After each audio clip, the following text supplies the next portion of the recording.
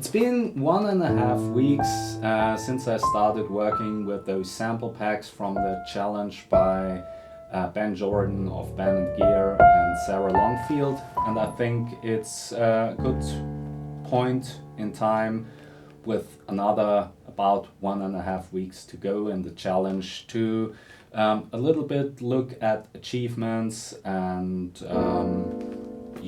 results, if you will.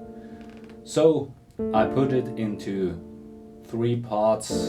One of them is about the actual sample pack. Is it any good?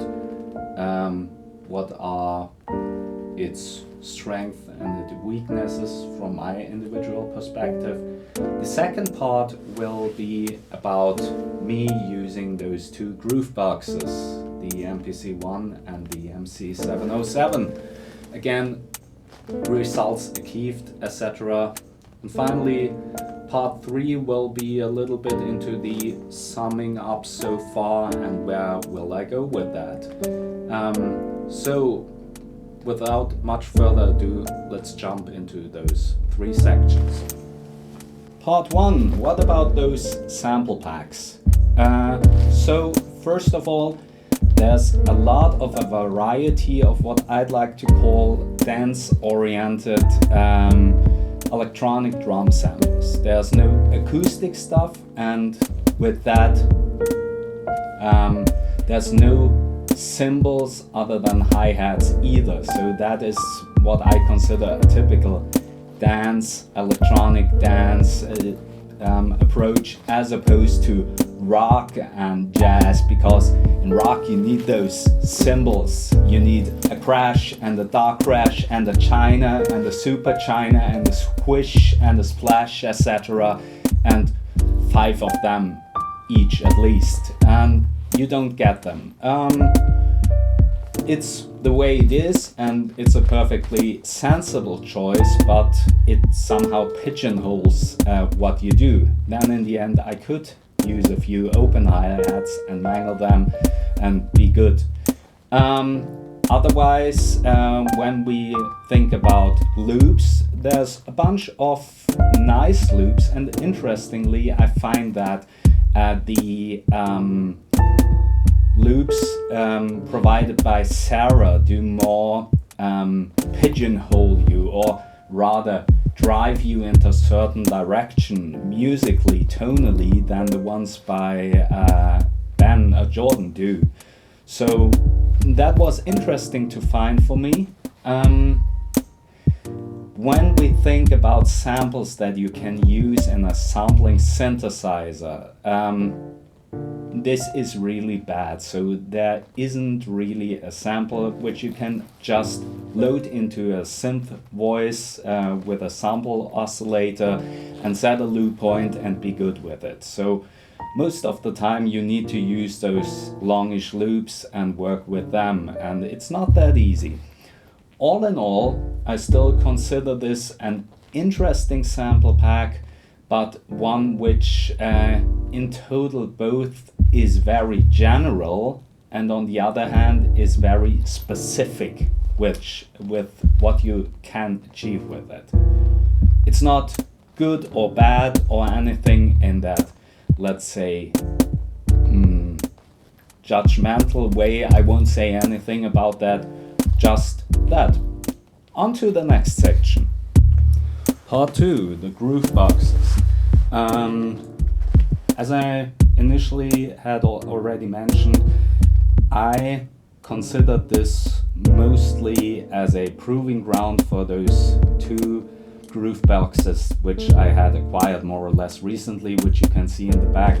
The MPC-1, which when I started with this project I had for about a week, and the MC707, which at this point I had for a few months. So what are my experiences? Those aren't really big surprises. With the I already said that in a tweet. The MPC-1 is a really powerful sequencer with a decent sampler and something else added on top, and the MC707 is a really powerful synthesizer with a decent sequencer and some other small things added on top. And really, no surprises here.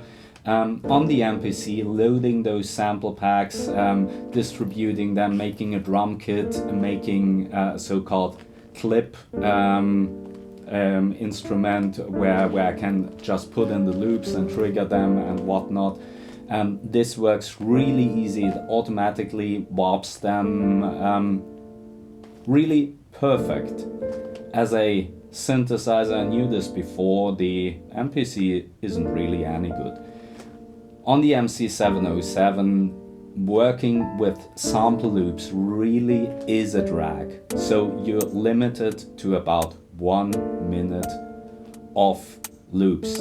And if you have different loops that reference the same sample, you're out of luck because it loads it anew. And so you can have about 3 of the piano loops by Benn, and then your memory is full. I mean, this is 2020.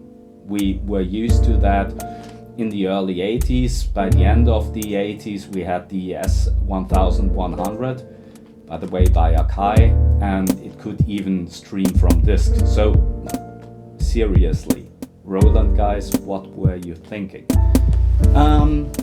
Apart from that, I liked what I had achieved both with the Roland and with the Akai.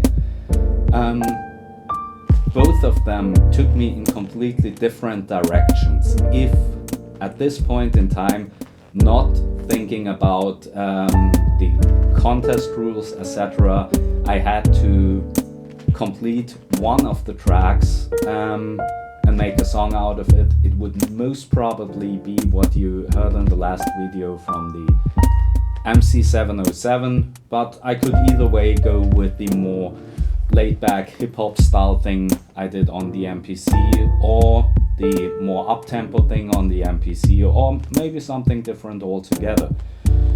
So in the end, both of them are completely different beasts and they take you into completely different directions. You can do most of the stuff you can do with the MC707 with the MPC. It's not so much the case the other way around, because really the MC707 sucks at handling samples. So you would need an external phrase sampler to properly make that work, but on the other hand you would need a proper external synthesizer to do everything you might want to do with the MPC. Both of that is entirely possible, so in the end both are great things, both are completely different, and I'm really looking forward to learning more about using those two beasts. So finally, on to the next section. So for the final round, the path forward, where will I go from here? So we have a little more than 1.5 weeks to go, and as I said before, I'm not entirely sure if I will even submit something. If I will, the attempt will be to do everything in one of those groove boxes. So the MPC1 lends itself more to that approach because you can really do a completed song in that, and the MC707 really has a hard time with doing that. It's more of a performance groove box than a, let's say, production groove box to me. So in the end, most probably I'll go with an analog signal chain once I leave the groove box. So maybe going through, let's say, the FMR really nice compressor and a SPL vitalizer, and then onto a type 1 tape without any noise reduction, gently driven into saturation, using that old CT95 tape deck, which I really love.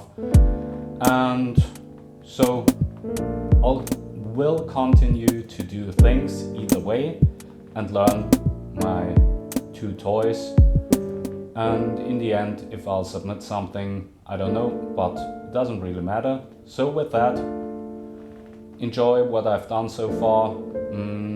Enjoy what's going to come, and there will be something. And have a nice week. Bye.